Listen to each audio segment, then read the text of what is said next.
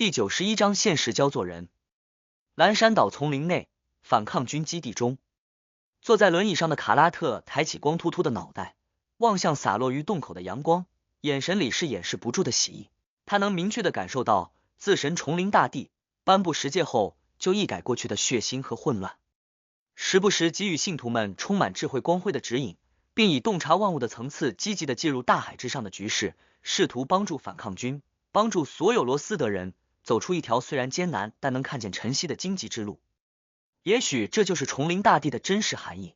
卡拉特回忆了下刚才接收到的神谕，猜测那个叫做伊莲的红发女子是撬动疾病中将特雷茜，撬动大海之上力量对比，撬动各国平衡的关键，而只有世界局势变得混乱，罗斯德人才能获得机会。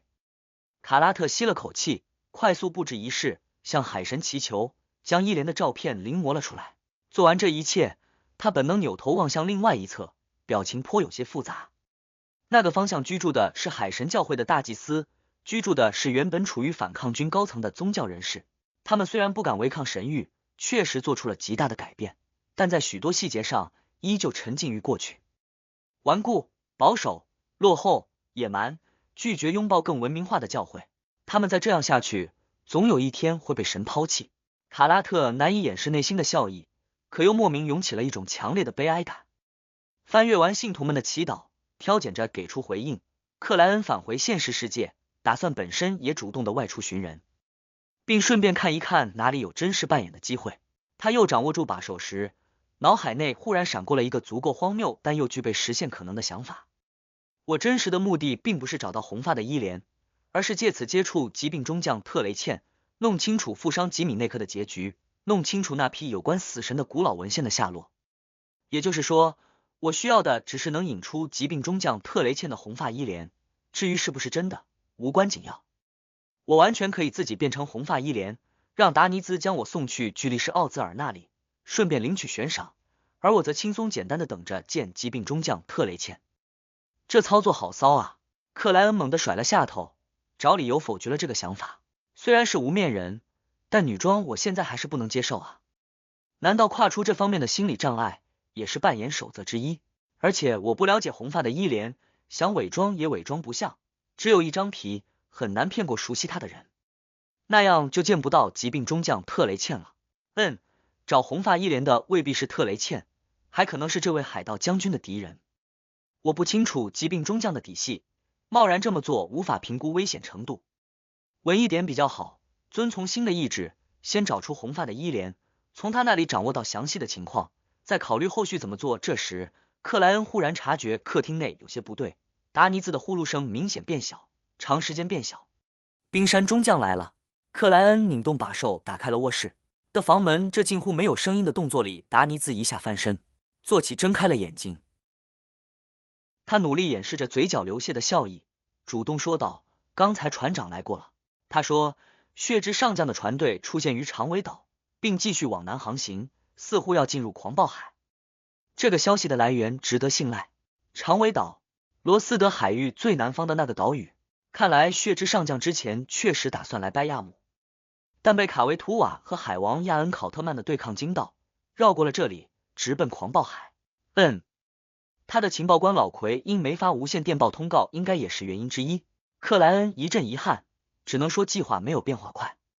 他本打算将狩猎血之上将作为疯狂冒险家、赏金猎人格尔曼斯帕罗成名之战的，杀一个钢铁麦维提始终缺乏点震撼性。克莱恩没有开口，目光平静地望着达尼兹。达尼兹被看得有些不自在，干笑了两声道：“血之上将溜了，你和船长的合作也该终止了吧？我可以回黄金梦想号了吧？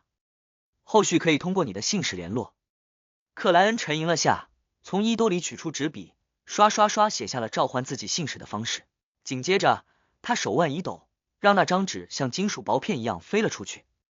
达尼兹的序列9是猎人，一个伸手就轻松接住了那便签纸。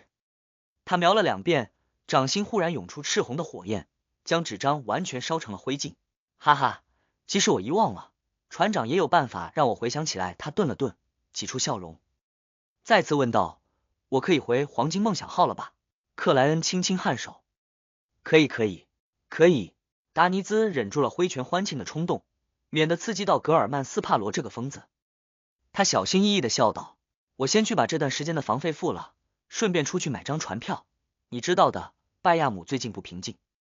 船长不想让黄金梦想号停靠于这里的私港，还算会做人，知道把房费结了。”克莱恩没有说话，保持着冷峻的姿态，披上外套，拿起帽子，自行走出了豪华套房。等到他的背影消失于眼前，消失于楼梯拐角处，达尼兹缩回房间，握起拳头，重重挥舞了2下。太棒了，太棒了，终于自由了！他一点也不拖延地戴上鸭舌帽，到蔚蓝之风旅馆前台结清了房费，并告知这不是退房。达尼兹很快来到街上，直奔一个叫做海藻酒吧的地方，只觉外面的空气都是那么香甜，那么让人心情舒畅。走了几步，他突然扫到了贴在拐角处墙上的一张张布告：烈焰达尼兹，赏金5500镑。那张布告与达尼兹只有2步的距离，那熟悉的容貌与戴着鸭舌帽的他形成了鲜明的对比。达尼兹呲牙咧嘴，露出悲痛的笑容，他忙将帽檐压低，近乎遮住了自身平视的目光。可就算这样，他依旧忐忑不安，找了最近的百货商店，买了条灰色的围巾，层层缠绕于脖子上，将鼻子连同嘴巴全部包裹入内。直到此时，达尼兹才略感放松，加快脚步往目的地赶去。海藻酒吧属于本地黑帮聚集的地方，时常有知名海盗出没。这里虽然不像剑鱼酒吧和香树叶酒吧那样涉及诸多情报和资源，但也有自身的特点，底层渠道众多。达尼兹要做的事情就是到那里买一张去格拉格斯的黑船票，这无需提供相应的身份证明。他很清楚，不管是以前还是现在，他的悬赏令都贴满了所有官方售票点。当初的白玛瑙号1等舱船票也是通过类似的方法获得的。进了酒吧，达尼兹为取下帽子和围巾，谨慎的环顾一圈，找到了贩卖黑船票的德尼尔。他并没有直接过去，将视线从那干瘦偏黑的30来岁男子身上收回，寻找起生面孔。一番挑选后，达尼兹挤过人群，来到一个在吧台喝酒的年轻人旁边，拍了拍对方的肩膀，压低嗓音道：“帮个忙，什么事情？”那年轻人警惕侧头，看到了一个鬼鬼祟祟的家伙，下半张脸被灰色围巾严实包裹，头顶的鸭舌帽险些遮住眼睛，根本没什么模样外露。这样的打扮简单来说就是一看就很可疑，因为这是冬日最低温度在10摄氏度左右的罗斯德群岛。达尼兹指了下德尼尔，看到那个家伙没有？帮我买一张明天去格拉格斯的船票。他递过去了3张1磅的纸币，低笑道：“剩下的属于你。黑船票虽然要比正规船票贵不少，但格拉格斯并不远，3磅绰绰有余。当然，也是由于旅程较短，无需买1等舱。”达尼兹之所以不自己去买，是担心德尼尔认出自己，到时候事情就有些麻烦了。当他的悬赏还只有3000磅时，同层次或更低层次的海盗冒险家考虑到需要几个人联手才能解决他，分到的赏金不足以让人忘记冰山中将的威慑和承担失去生命的风险，很少会主动袭击他，所以在类似的黑市，他的安全还是可以保证的。但现在他的赏金已经有5500磅，即使几个人联手，各自也能分到不菲的数额。而大海之上，最多的就是亡命徒。除此之外，不少觉得自身赏金低了，想证明自己的强者，肯定也会挑达尼兹这个名声响、风险小的目标。正因为如此，达尼兹害怕德尼尔转身就把自己给卖了，干脆雇佣个生面孔去代买。那年轻人握住钞票，再次看了达尼兹一眼，豁然从位置上站起，走向了德尼尔。他经过某些酒鬼时，故意放慢脚步，与对方低声交流了几句。达尼兹看见这一幕，突然警觉，想到了一个问题，那就是现在的自己鬼祟畏缩，一看就很有问题，非常适合黑吃黑。呵，你认为烈焰的名声是买来的吗？达尼兹准备拿到票后，给那些打算黑吃黑的家伙一个深刻的教训。就在这时，他发现门口进来了一道熟悉的身影，那是赏金达到2800磅的知名海盗蓝颜米斯。而这位海盗明显认识准备黑吃黑的那伙人。蓝颜米斯还有几个实力不低的属下。达尼兹毫不犹豫起身，直奔酒吧后门。他速度越来越快，动作敏捷的强行挤过成堆的酒鬼，终于逃出了酒吧，然后依靠丰富的反追踪技巧，彻底摆脱了那伙人。达尼兹不敢再逗留于街上，因为天色已黑，巡逻的警察和士兵开始变多。他一路回到蔚蓝之风旅馆，打开豪华套房的大门，看见格尔曼斯帕罗正在窗边欣赏黄昏的景色。达尼兹心头一动，挤出笑容道：“是这样的，我刚才忘记了一件事情。船长问你有没有兴趣去格拉格斯见一面。”这是他之前隐瞒下的问题，打算回去就告诉船长，格尔曼斯帕罗没有兴趣，但现在他发现，如果失去这疯狂的冒险家，自己大概率没法活着离开拜亚姆。第92章未遂。去格拉格斯见冰山中将艾德文纳·爱德华兹一面。克莱恩怔了一秒，险些皱起眉头。对他来说，这并不是不能接受的事情，反倒可以趁机交流一下，当面询问些写信容易讲不清楚的琐碎细节，他说不定会因此得到灵感，为后续的晋升和将来高序列魔药配方的获得积累情报。多一个朋友，多一个渠道。克莱恩在心里默念起这句话，掏出了枚沉甸甸的金币，当着烈焰达尼兹的面占卜此行是否很危险。亮闪闪的金币腾起，又翻滚落下，掉在克莱恩的掌心，数字朝上。这表示否定，这说明克莱恩和冰山中将艾德文纳在格拉格斯港的会面危险不大。克莱恩上移视线，望向达尼兹，平淡开口道：“好，我代表船长感谢你接受邀请。”达尼兹悄然松了口气，笑得眼角翘起，眉梢舒展。克莱恩看了眼壁中道：“我先去下盥洗室，意思是等等要外出，要利用自己的身份帮我购买船票。”达尼兹的目光下意识跟随格尔曼斯帕罗的身影移动，敏锐品出了对方的言外之意。到灰雾之上用灵摆占卜法做了确认后，克莱恩清洗双手，离开盥洗室，对达尼兹道：“出门，我。”达尼兹指了下自己。克莱恩边披外套边点了点头，其实没必要吧，你可以直接去找爱尔兰，让他帮忙弄2张船票。达尼兹异常诚恳地提供着自己的意见。克莱恩冰冷地扫了他一眼，什么也没说，戴上礼帽，开门而出。达尼兹打了个寒战，将购入假身份证明，靠变化外貌身材的能力从正规渠道买2张票的第2条建议吞回了肚子里。他重新缠好围巾，按低压蛇帽，快步跟上了格尔曼斯帕罗。过了接近20分钟，克莱恩指着斜前方喧闹外传的地方道：“就是这里。”那正是达尼兹不久前购买黑船票未遂的海藻酒吧。对，达尼兹没想到又绕了过来，一时有些呆愣。途中，他已大致描述了自己出门那段时间的经历，所以不明白格尔曼斯帕罗为什么要重返这里。思绪电转间，他豁然产生了个猜测，脱口而出道：“你不会想帮我报复回来吧？这家伙疯狂归疯狂，做朋友却是相当不错啊，从他为了爱尔兰他们冒险进入班西港就能看出。”达尼兹由衷的感慨了一句。克莱恩瞥了他一眼，什么也没说，迈步走进了海藻酒吧。其实没有必要，达尼兹跟在后面不是那么有力的劝说着。就他自己来说，如果不是怕事情闹大，将那帮黑吃黑的家伙浇上水泥，沉至海底，简直太美好不过。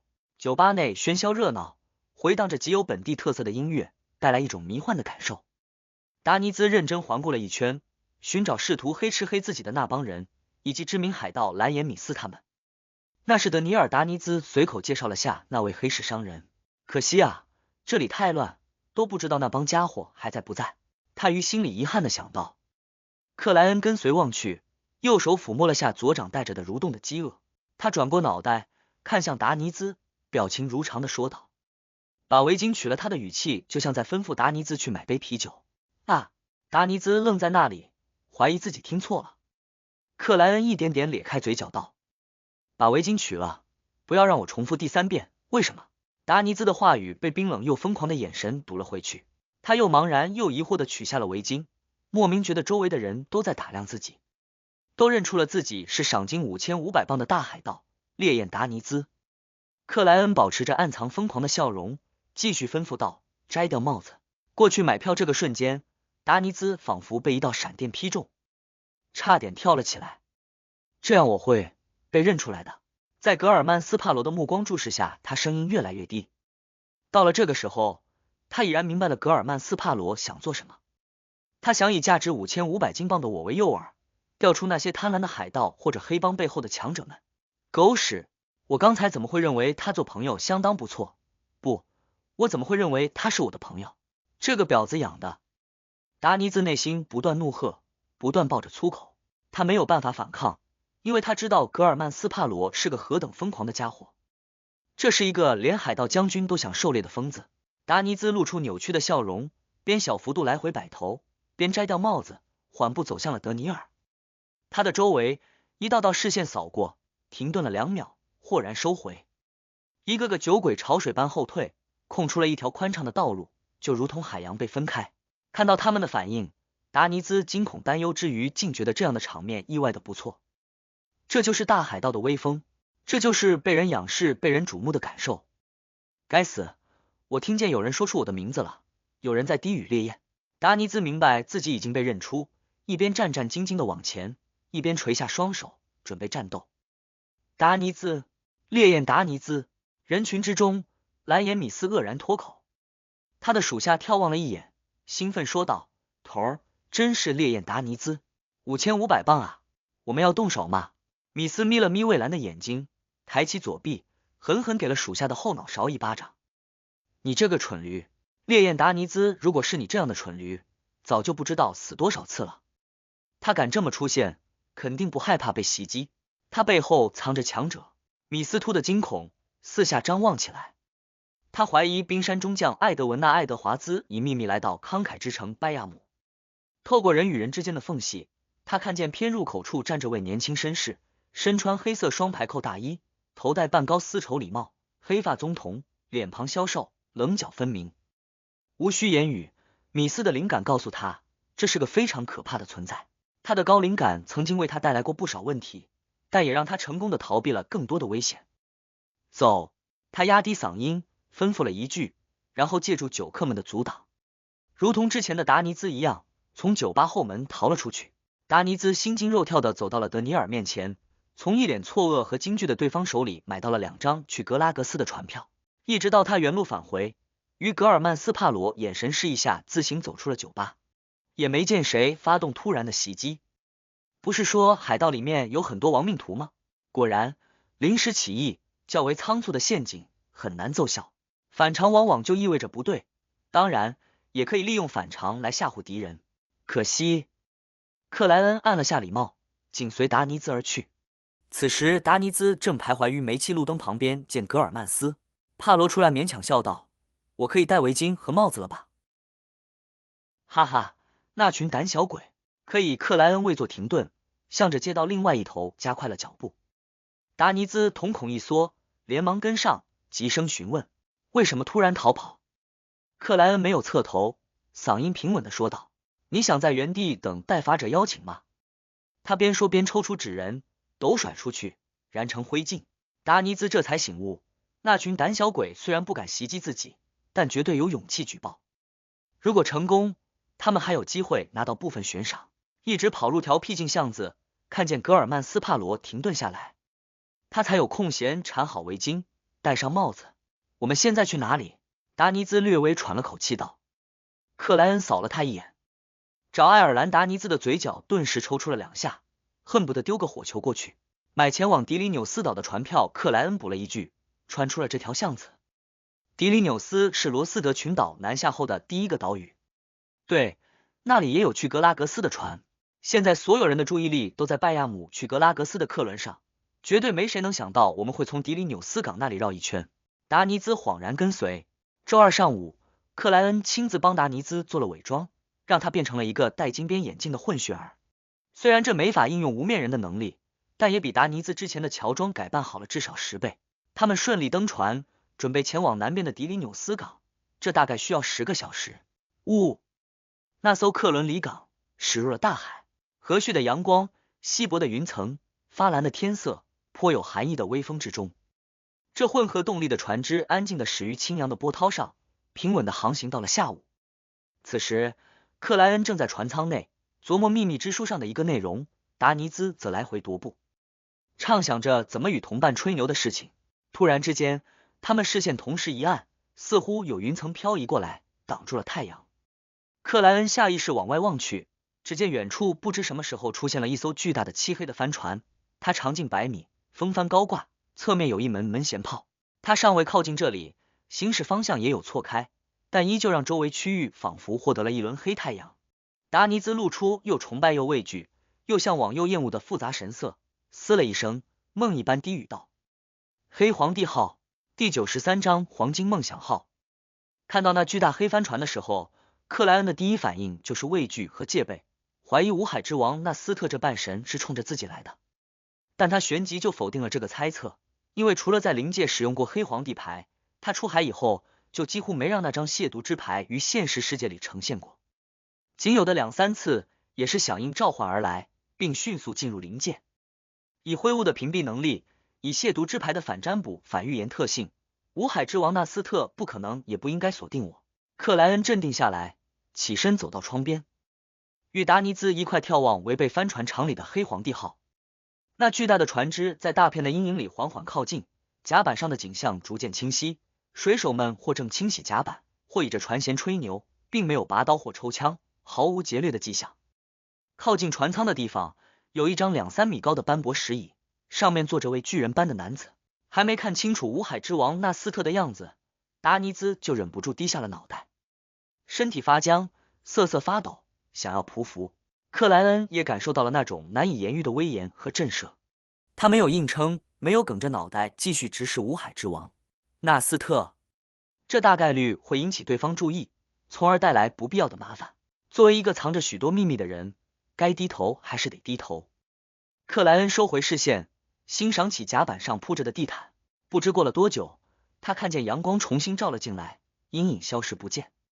他抬起脑袋，视线里已没有了那巨大的漆黑帆船，风轻浪平，天高海阔。他怎么突然到这边来了？前段时间不是说还在迷雾海吗？达尼兹微皱眉头，疑惑自语。那艘黑皇帝号能航行于灵界，几天时间就从迷雾海过来很正常，这也许就是纳斯特为4王之首的原因之一。克莱恩在心里咕哝了2句。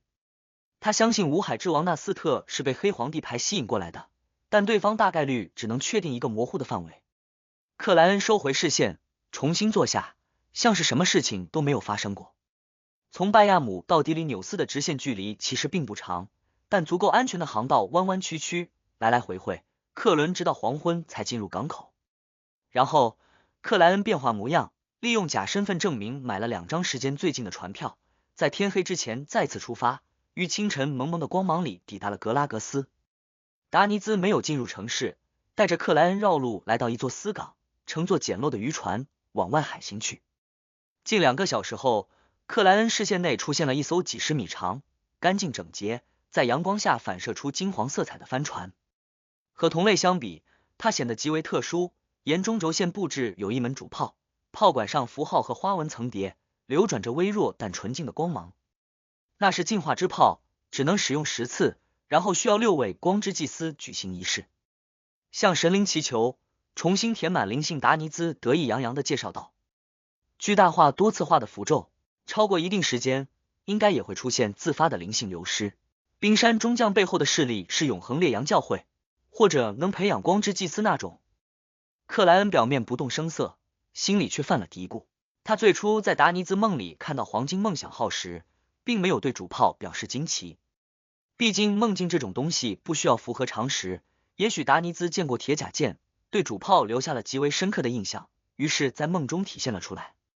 让克莱恩没想到，黄金梦想号真的有着神秘学知识含量极高，普通势力根本玩不转的东西。很快，黄金梦想号放下了一艘小艇，快速驶进了渔船。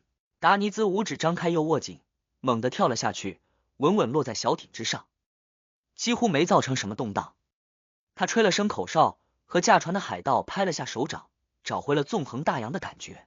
可是兴奋的心情并未持续太久，他背后突然一沉，多了个人。忘记这个疯子了。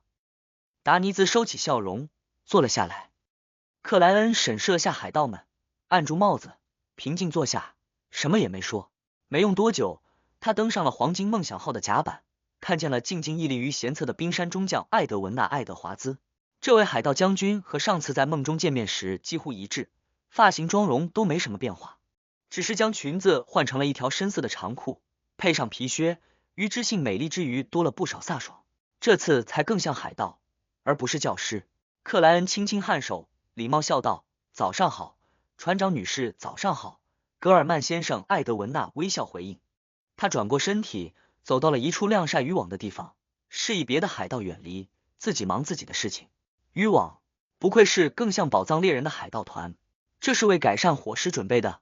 克莱恩沉默跟着，不发一言。达尼兹则自动自觉地去找最熟识的几位同伴喝酒吹牛。当然，他并没有放松警惕，时不时往这边望上一眼，害怕船长和格尔曼斯帕罗打起来，并随时准备着招呼同伴过去围殴。这一次，克莱恩未等待艾德文娜主动开口，说明邀请自己的用意，沉默2秒，抢先问道：“你对特雷茜有什么了解？”他打算先把自己想问的事情问完，再听艾德文娜的意图，免得无法答应，选择拒绝后不好意思再问。特雷茜，艾德文娜眼眸微动道：“她是一个魔女，序列5的痛苦魔女。”魔女？克莱恩险些扑出声音，觉得自己和魔女是不是太有缘分了？先是女巫特丽斯，接着是欢愉魔女雪伦夫人，然后是变成了欢愉的特丽斯奇克和只听到声音的高位魔女，现在又冒出个痛苦魔女特雷茜。艾德文娜未察觉她内心的波动，继续说道：“她和一般的魔女不同，有自己的理念和追求，在魔女教派里属于另类，不过她还是会为组织效力，贩卖人口或者其他和一般魔女不同，是不放弃自我认知，选择给女性欢愉。”克莱恩豁然想到了红发的伊莲，但他不敢就此肯定，因为魔女不会全部都是男变女而来，还有想要成为刺客的真正女性。问了点更具体的情况后，克莱恩略作沉吟道：“我们在路上遇见了纳斯特和他的黑皇帝号。最近1个月内，这片海域陆续出现了你、塞尼奥尔、特雷茜、纳斯特相关的事情。这很不寻常，4王7将军之中的4位都在短时间里和罗斯德海域发生了牵扯，这还没算新晋的塔罗会成员新之上将加德利亚，从概率学来说，确实很反常。当然，克莱恩是有些猜测的，打算看看冰山中将是否能给出让人耳目一新的想法。”艾德文娜静静听完，没有开口，拉过渔网一角，撑于面前。他从衣物口袋里、皮带内侧夹层中分别拿出原副钢笔、黄铜圣笔、金属小瓶等物品，横着放于撑开的渔网上。它们稳稳落在那里，没有丝毫动弹，看起来也不会有任何交集。这时，艾德文娜弯腰拾起了一块压网的石头，让它垂直落到了撑开层的中心，渔网顿时往下凹陷，带动四周收缩，那些钢笔、圣笔、小瓶随之往中间滚去，和石头聚集在了一块。大概就是这样，有未知的存在出现于这张命运之网的对应地点，牵引着我们往这里靠近。艾德文娜简单解释了一句，这就像是非凡特性聚合定律的实际模型。克莱恩若有所思地点了下头，对此他既恍然又不解，前者是因为艾德文娜的解释和自身的猜测近乎一致，后者则是由于这不能用来分析所有问题。五海之王纳斯特出现是我的原因，疾病中将特雷茜相关也勉强可以解释，毕竟我接触过特丽斯奇克，冰山中将和血之上将我就找不到理由了。或许这就是单纯的巧合，而且后者是由前者引出的。克莱恩收回视线，又询问了别的一些情况，然后他才开口道：“船长女士，你邀请我来有什么事情？”艾德文娜深深看了他一眼道：“你的身份证明显示你来自贝克兰德，而据我了解，这个身份不够真实。那里没有一个叫做格尔曼斯帕罗的非常厉害的赏金猎人，背靠的势力很强啊，而且在贝克兰德有相当厉害的关系网，这么快就查到了我这个身份有问题。”克莱恩没有惊慌，平静笑道：“每个人都会有些秘密。”艾德文娜沉默几秒，没做追问，转而说道：“卡维图瓦死前没多久，你向他做过献祭。”克莱恩微微侧头，目光扫过了正在喝啤酒的达尼兹。嗨，达尼兹心虚惊惧，喷了自己一身。克莱恩收回视线，没有承认也没有否认的看着冰山中将艾德文娜。艾德文娜表情不变的继续说道：“卡维图瓦死后，海神还在回应信徒第94章冰山中将的收藏室。这是在怀疑什么？”克莱恩直视着艾德文娜的眼睛，没有移开目光，没有闪烁躲闪。知道达尼兹将自己在卡维图瓦死前向他献祭过的事情透露给冰山中将后，克莱恩就有了相应的准备。如果此时不是立在船舷，而是坐于沙发，他肯定会翘起右腿，向后一靠，既镇定又从容地给出回答。他脸上一点点展露笑容，抬起左掌，语气轻松地介绍道：我的手套叫蠕动的饥饿。克莱恩相信目睹过自己战斗的达尼兹必然已经将具体的细节告知了他的船长，所以和飓风中将麒麟格斯并称的冰山中将艾德文纳不难猜到自己获得了蠕动的饥饿。既然如此，主动透露明显比被对方揭穿更能占据心理优势。而他突然提及此事包含了两重用意，一是隐晦地告诉对方我背后有个组织，一个能杀掉飓风中将导演卡维图瓦陨落之事并代替他回应信徒的组织；二是警告艾德文纳不要试图调查，不要深入了解，否则飓风中将被秒杀的下场就是榜样。这种时候，克莱恩依然顾及着格尔曼斯帕罗的人设，没直接开口威胁，也未抵死耍赖，而是以一种平淡里蕴藏疯狂的陈述口吻简单回应。艾德文纳·爱德华兹轻轻颔首，忽然转移了话题。我打算向罗斯德群岛的反抗军提供一些援助，主要是粮食和布料援助。他背后的势力与鲁恩敌对，还是纯粹想恶心风暴教会？克莱恩收敛笑容，平静回答：这和我没有任何关系，我不会留下一点把柄的。他在心里默默补了一句。艾德文纳侧过脑袋，抬臂指了指边喝酒边偷望这个方向的烈焰达尼兹。我会委托他全权处理，包括联络反抗军，确定时间，安排私岗。我希望你能提供一定的保护扑。达尼兹口中喷出了金黄色的瀑布，哈哈，噗，砰砰砰！坐在他旁边的两个海盗笑得弯腰垂起了甲板，吐出了刚喝下去的啤酒。他们一个肤色很深，像是覆盖了层铁皮，一个腰部颇粗，整体虽然不胖，但却没有线条可言。艾德文纳收回了望过去的视线，在克莱恩开口前不快不慢地补了一句：你是位冒险家，我想你不会排斥价格不错的雇佣，这真是给我找了个极好的借口。克莱恩微笑回答。当然他没问对方具体的报酬是多少，艾德文纳也似乎忘记了提。这位知性美丽的海盗将军蓦然一震道：塞尼奥尔让人传来消息，说他愿意出5000镑买下我之前发现的那把属于巨人的钥匙，这是指被宣扬为死神钥匙，差点让达尼兹在拜亚姆丢掉生命的那把巨大的黑铁钥匙。克莱恩怀疑它不仅源于黑暗的第二季，而且与巨人王庭有一定关系。言外之意是问我要不要出个价。克莱恩先是一愣，旋即恍然，并忍不住在心里嘀咕了几句：5000镑，我都不知道那钥匙能不能用，是不是真的涉及巨人王庭？如果不行，可不可以退货？而且这是根本没前置的信息，就算拿到灰雾之上占卜，也没法获得有效的启示。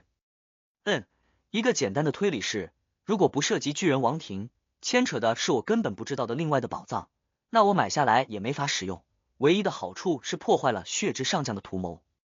损人不利己，如果涉及巨人王庭，血之上将就算买过去，也大概率找不到目标地点，因为那在神器之地，而且我的计划是狩猎它，到时候不用花钱就能拿到钥匙，等于他帮我买并保管一段时间。这样的想法虽然很理想化，但不是没有实现的可能。克莱恩沉吟了几秒道：他可能藏着很大的秘密。他故意这么提了一句，让冰山中将舍不得将那把巨大的黑铁钥匙卖给血之上将塞尼奥尔，免得后者在第一种情况下因获得宝藏而快速增强，踏入半神领域，那将带来不小的灾难。艾德文纳安静听完，没再继续这个话题，半转过身体，指着船舱入口道：给你准备有早餐，谢谢。克莱恩取下帽子，行了一礼，跟着冰山中将往船舱走去的途中，他飞快回味了一遍刚才的对话，寻找艾德文纳邀请自己过来见一面的真正意图。从格尔曼斯帕罗的身份问题，到疑似蠕动的饥饿的神奇物品，再到向卡维图瓦献祭和本该陨落的海神依旧在回应信徒，这些事情串在一起，确实很容易让人联想到我背后有个隐秘的、目的未知的组织。而冰山中将所属的势力对此很戒备、很警惕，也很感兴趣，所以让他面对面试探我一下，看能否有什么收获。他们目前还比较善意，向反抗军提供援助就是一种表达，似乎更倾向于和我背后的组织做一定程度的合作。当然，未知总是让人恐惧，不够了解、没一定把握的情况下，冰山中将他们动手的可能很低很低。呵呵，如果被他们知道我背后那个隐秘的组织才成立半年多一点，算上世界和建立了联系但始终未拉入的修小姐，成员都没超过10个人，他们会不会气到直接失控？思绪电转间，克莱恩进入了船舱，沿着光线昏暗的过道，穿行于一扇扇木门之间。他跟着艾德文娜登上阶梯，来到了更明亮的第2层。进入海盗餐厅前，他们路过了一个半敞开的房间。克莱恩随意往里面瞄了一眼，发现那把巨大的黑铁钥匙就那么随意的放在一张木桌上。这是我们历次寻宝的收获证明，他们有的只是纪念，有的还没展现自己的价值，有待于研究。艾德文娜看似冷淡，却解释得非常详细，很有种怕对方听不懂、不明白是怎么回事的精神。而提及研究这个单词的时候，他那双仿佛清澈泉水般的浅蓝色眼眸明显亮了一点。历次寻宝的收获证明，克莱恩忍不住往里面打量了几眼。这时，艾德文娜主动将房门推得更开，走了进去，随口介绍道：“这枚是第4纪所罗门帝国的金币。”克莱恩的视线随之转了过去，看见了一枚放在相框里的钱币。它整体呈暗金色，仿佛由2块尺寸不一致的半圆拼接而成，极其不对称。它的表面铭刻有尖尖的皇冠，与五海之王纳斯特头上那顶非常相似。艾德文娜就像一位喜欢炫耀自己收藏的主人，依次介绍着房间内的物品，这让克莱恩想到了个熟人，那就是智慧之眼老先生，大侦探艾辛格斯坦顿。炫耀藏品这一点上，他们很像，是不是收藏丰富的人都有这样的癖好？等等，斯坦顿先生去伦堡留学过4年，冰山中将的描述里也有来自伦堡的艾德文娜·爱德华兹。伦堡的首都是知识与智慧之神教会的总部。斯坦顿先生也承认过自己在留学期间改信了知识与智慧之神。冰山中将背后的势力难道是他们？克莱恩若有所思地听着，直至艾德文娜停在那把巨大的铁黑色钥匙前。与之前梦中所见一样，这把钥匙足有7弦琴那么大，正常人类得抱着才能拿动。整体暗淡无光，形制古老，表面的花纹与白银城的风格类似，有明显的巨人系特点。克莱恩点了下头，正要收回视线，却听见艾德文娜开口道：“你可以研究一下，让我研究一下。你大概是不知道我曾经引爆过多少潜在的问题，让我放手研究。我害怕等下就看不见黄金梦想号了。”克莱恩自我吐槽了2句，伸出右手，伸向了那把属于巨人的黑铁钥匙。他只觉触感冰凉，无论怎么灌注灵性，都没有任何作用。可惜，不能直接带到灰雾之上研究。克莱恩收回右手，微不可见的摇了摇头。他视线移动，看见同一张桌子上还放着本羊皮纸订成的书册。那深棕色的封皮表面有一行古福萨克语：格罗塞尔游记。这来自于一艘海底沉船，浸泡了165年，依旧没有损坏。艾德文娜介绍道，它里面记载了一个故事，一位叫做格罗塞尔的巨人决定去冰霜之国猎杀北方之王，一头强大的冰霜巨龙。途中，他遇到了一个同伴，有女性精灵，有虔诚的苦修士，有所罗门帝国贵族，有鲁恩的士兵。故事刚进展到他们正面遭遇北方之王，却突然停止。不是说没有，而是后面几页用各种办法都难以打开。你可以试一试，不是游记型的笔记，而是本小说。这小说还挺奇怪的，把不同纪元、不同时代的角色放在了一起，应该是近代产物。克莱恩翻动那本书籍，让黄褐色的纸张一页页划过。里面的内容与艾德文娜描述的没太大区别，但故事情节显得很突兀，充满割裂感，总让克莱恩怀疑自己是不是少看了一段。比如，主角们遭遇后一下就从陌生变得熟悉。很快，他浏览到了最后几页，发现他们果然粘在一起，怎么都弄不开。这种效果在灰雾之上应该可以处理，不知道会出现什么意外。克莱恩侧头望向了冰山中将。艾德文娜沉默了一下道，如果你想要，我可以卖给你，我已经研究了很多年，还是没有收获。不过我有一个条件。什么条件？克莱恩反问道。艾德文娜抿了抿嘴道，如果你有研究出什么，请务必告诉我结果，让我不再疑惑。只要你答应了这个条件，我可以很便宜的卖给你。克莱恩突然有了兴趣。多少？8000镑。艾德文娜一脸平静的说道。克莱恩故作沉吟，淡漠点头。我考虑一下，怎么假装没这回事情。他默默想到，第95章3000多年前的书籍。冰山中将艾德文娜并没有因格尔曼斯帕罗说要考虑一下有什么表情变化，平静点头，不用着急。他似乎是觉得这类大金额交易，我一个人无法做主，必须回去请示背后的隐秘组织。这是我没法做主的问题吗？这是没钱的问题。克莱恩自我吐槽了一句，合拢《格罗塞尔游记》，低沉问道：“知道作者是谁吗？曾经拥有这本书的人最后都是什么下场？”艾德文纳走到他对面，伸出右手，用指头摩挲着封皮道：“之前的主人因为历史的迷雾、船只的沉没和相应资料的缺失，已不可考证，同样也就无法确认作者是谁。他的上面没有署名。我们用一些秘术做过研究，发现羊皮纸的制成年代在至少3000年前，在大灾变之前。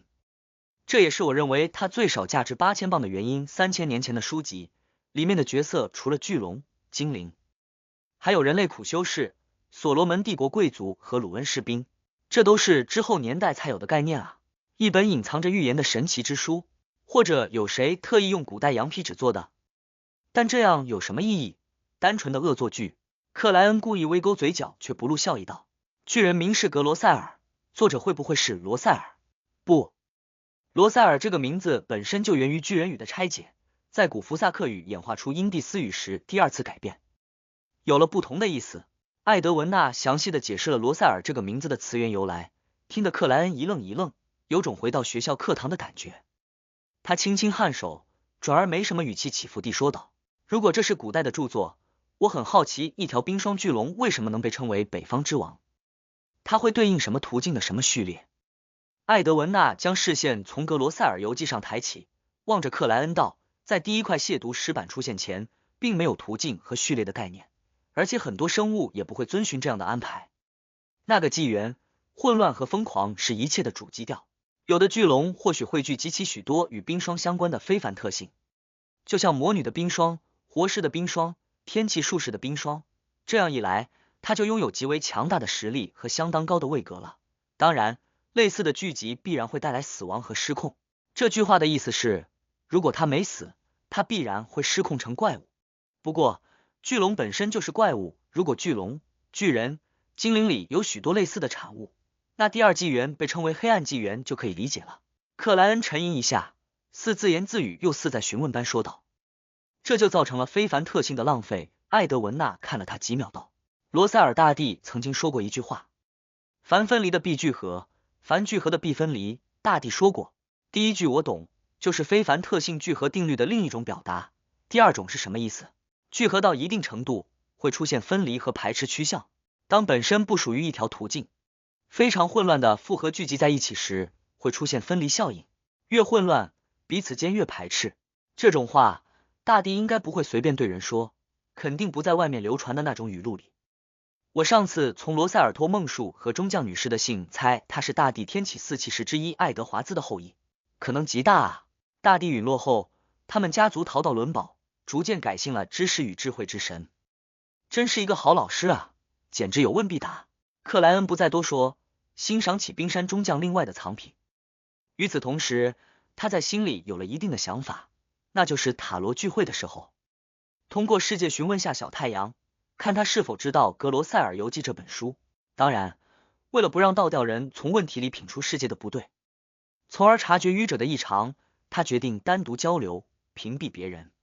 略作参观，艾德文纳领着克莱恩离开收藏室，进入了海盗餐厅里属于船长的那个房间。这里比较特别的食物是酸奶，可以附加草莓等果酱，也可以直接放蜂蜜。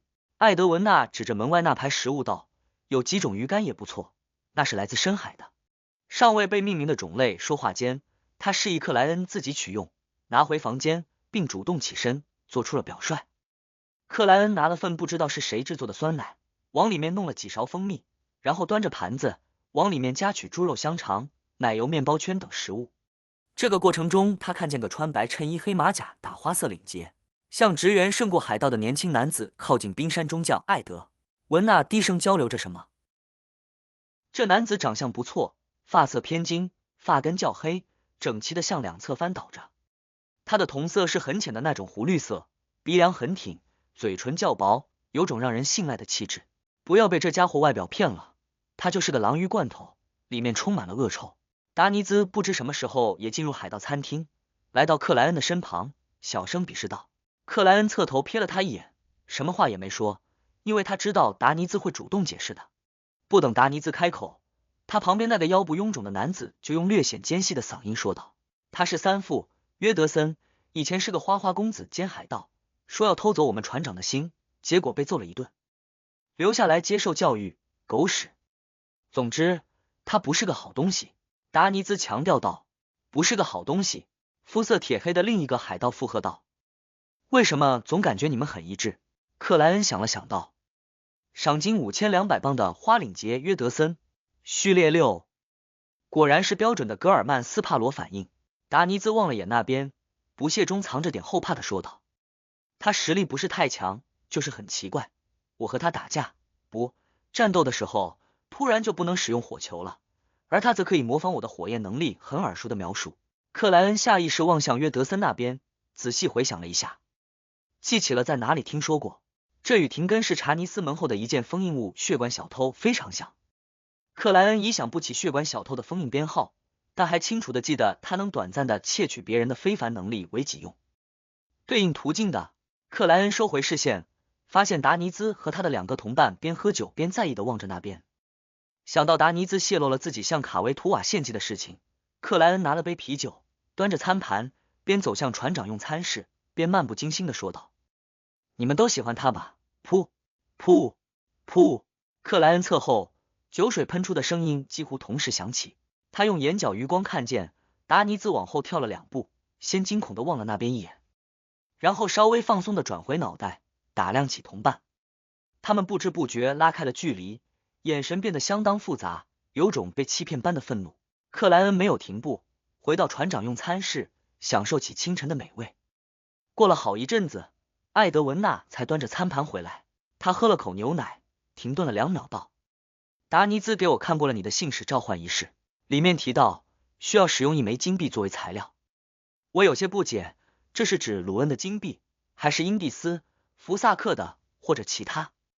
它们的重量不一致，含金量也不一致。克莱恩想了想道：鲁恩金币，这也是最值钱的金币，反正不用我掏。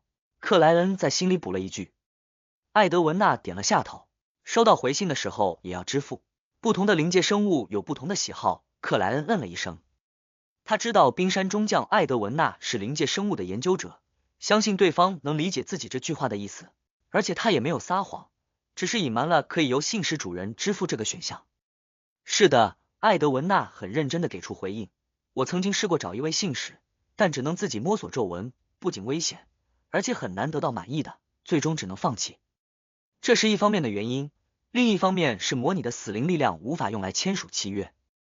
你的皱纹给了我不少灵感。克莱恩沉默用着早餐，没有顺便为对方讲解几句，因为这知识来自阿兹克先生的教导，没得到同意前，他不会胡乱外传。美味但安静的早餐后，黄金梦想号靠近斯港，放下了克莱恩和达尼兹。达尼兹回头望了眼闪烁金黄光芒般的船只，突然哀叹了一声：我感觉我的友谊已经沉进大海了。克莱恩按了按帽子，平淡说道：失败者之间是可以组成联盟的。达尼兹不知道自己该高兴还是悲哀。变换身份伪造证明买到回白亚姆的船票并成功登船后，克莱恩终于有了私人空间。他进入盥洗室，来到灰雾之上，浏览起海神信徒们的祈祷。这一次，最先映入他眼帘的是光头反抗军卡拉特。伟大的神灵，我们发现了红发一连的行踪，他正躲在英蒂斯领事馆内。这由一位江喜女工和一个园丁共同确认。